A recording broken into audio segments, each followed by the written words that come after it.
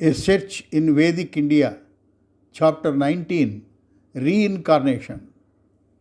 Vimala noticed that Albert did not discuss death or reincarnation after returning to the guest house.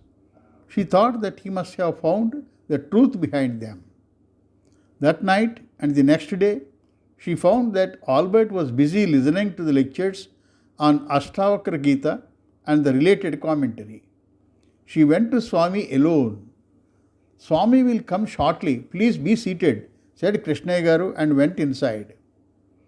She sat in the mandapam and started to draw pencil sketches of the surroundings.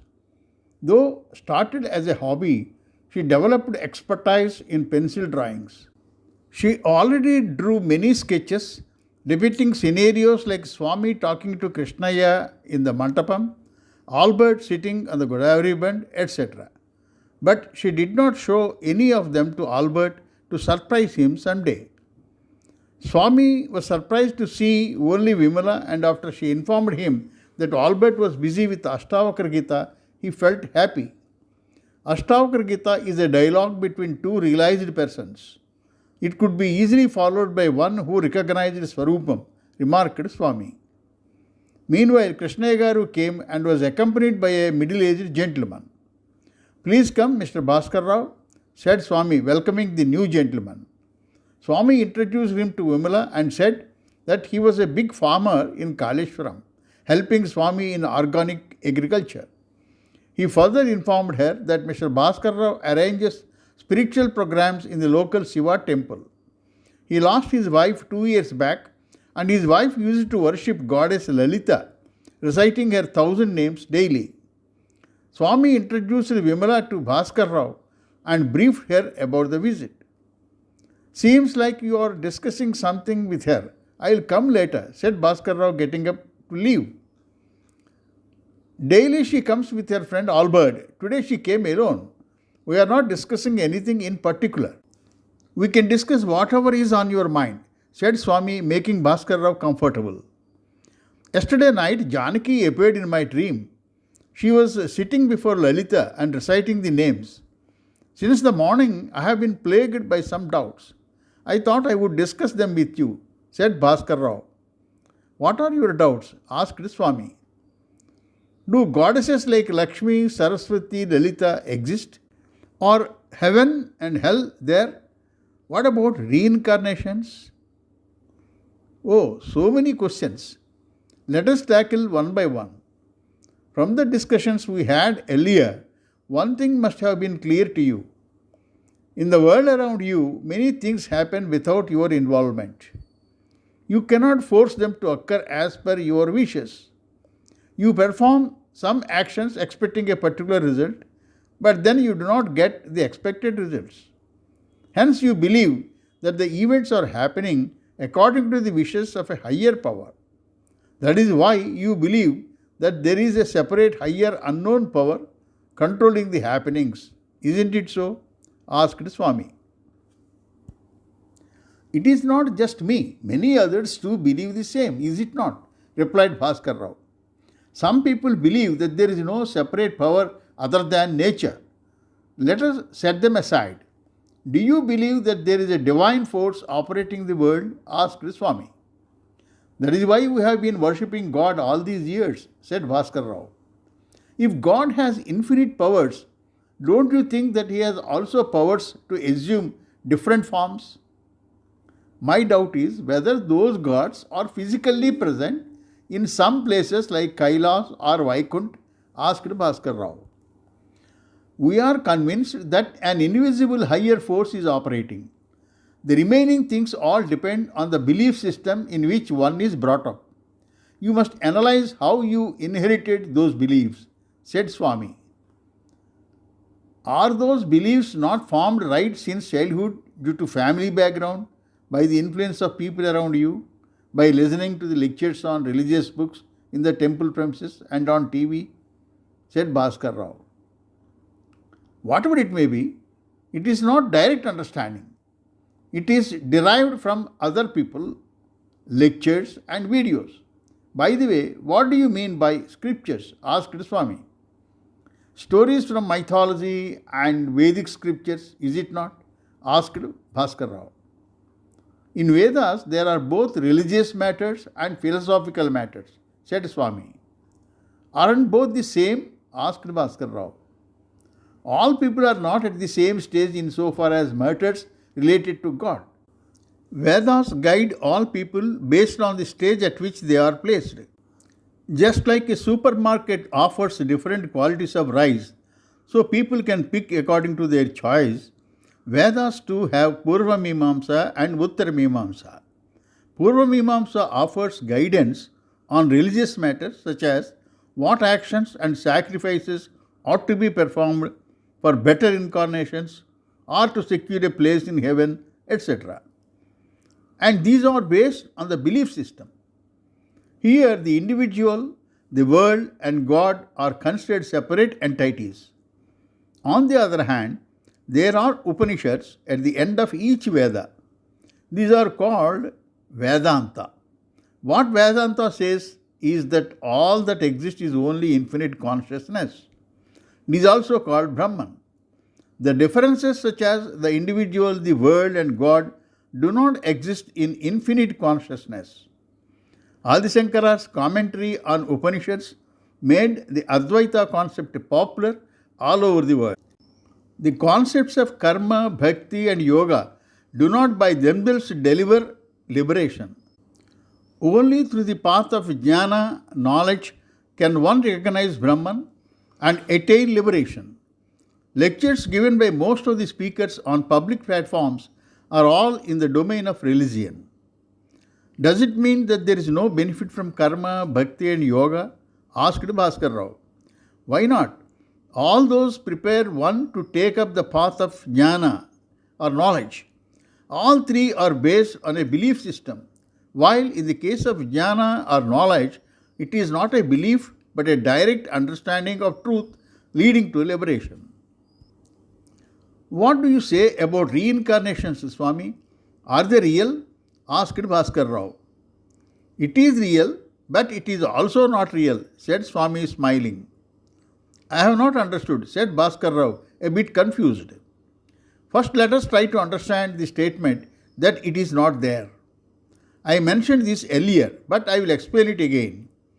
If one recognizes that his eye awareness is not a material and therefore has no form, a great revelation would emerge. Formless awareness is always infinite without any beginning or end. In such a scenario, there is the realization that even the present birth has not taken place at all. Then where is the question of rebirth? Explained Swami. Then what is the explanation for the statement that there is rebirth? Vimala had asked this time. This we should understand in the situation where the individual thinks that he is limited to his body only. In such a case, the individual, the world, and God are separate. In such a scenario, an individual is the total of his conditioning, that is, his awareness, all the thoughts or impressions accumulated since childhood, and also the tendencies he inherited through the genes. Now, your question is whether such an individual has a rebirth after death. Do such people have a rebirth? Asked Vimala. If we have to decide on any matter, there are two sources. One is our direct experience in the matter, and the other is an inference based on the circumstances. In the case of rebirth, it is not possible to decide direct experience. We all do not know what was our earlier birth, nor could we know what is our next, if any, said Swami. Some people were able to recall their previous birth. Some cases were reported in the press that they could recognize the relations from previous birth as well, said Bhaskar Rao. We cannot come to a firm conclusion based on such incidents.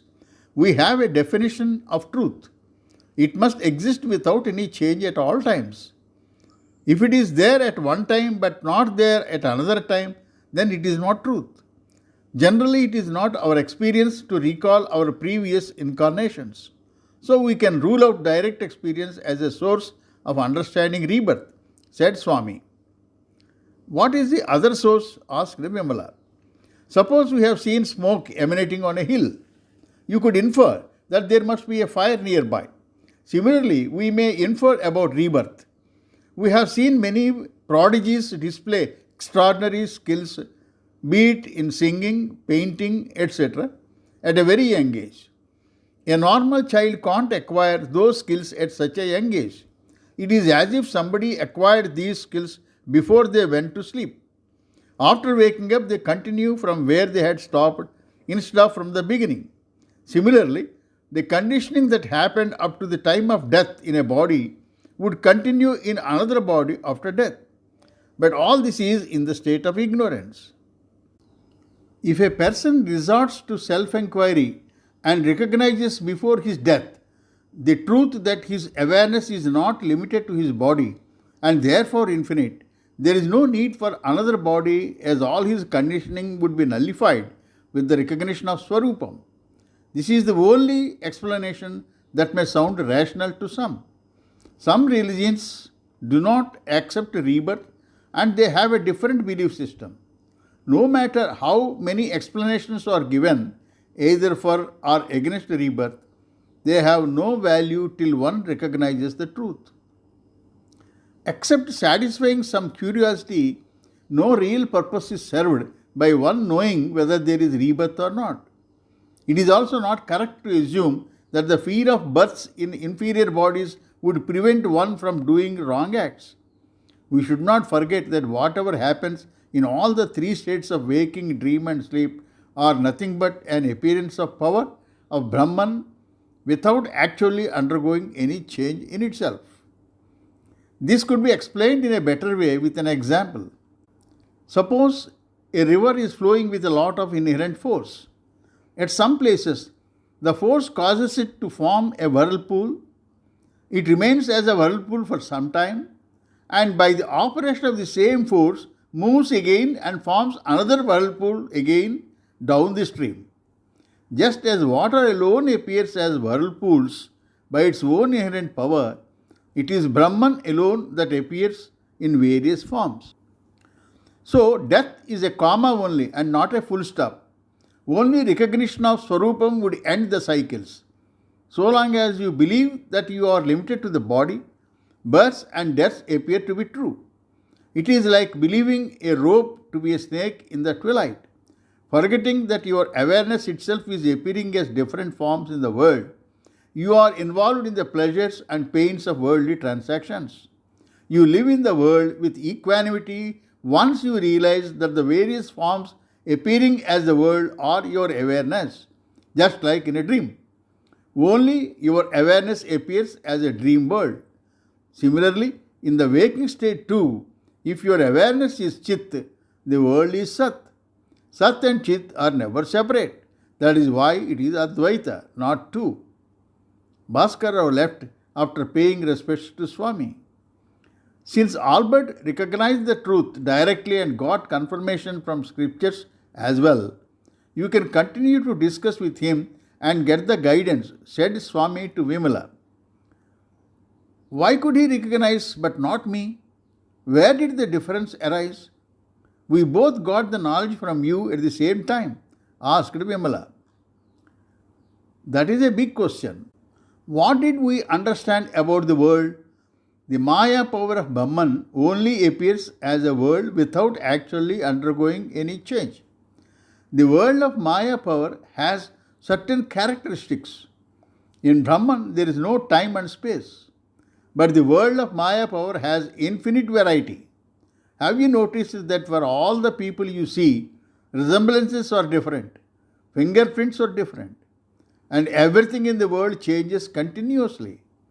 Human intellect cannot comprehend it fully.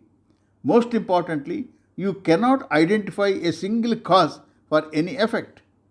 That is why we cannot point out any specific cause for him to recognize and for you not to recognize. Although both of you came here at the same time, explained Swami. So, it is not correct to assume that it was because of his efforts in the previous birth, asked Vimala. Why should we consider only one birth? What happened in his immediate previous birth must have been due to the happenings in the birth preceding to that. That way you would end up in infinity. Forget all that. You can understand this by careful observation of yourself. Any thought you get is only due to the Maya power. Do you not agree? Asked Swami. Yes, that I agree. Thoughts arise in me. I do not get them with my effort. Therein lies the answer. The thoughts that Albert got are quite different from yours. Both of you are not responsible for that, is it not? Asked Swami. Yes, I understand, said Vimala. You must also understand that it is neither Albert's achievement nor your failure. Both of you are part of the Maya power or that of Parashakti. We can also say that when grace of Parashakti only enables one to recognize Swarupam. Till such a time, you have to continue your enquiry. What is Parashakti, Swami? Asked Vimala. The infinite, inseparable power of Brahman is also called like that.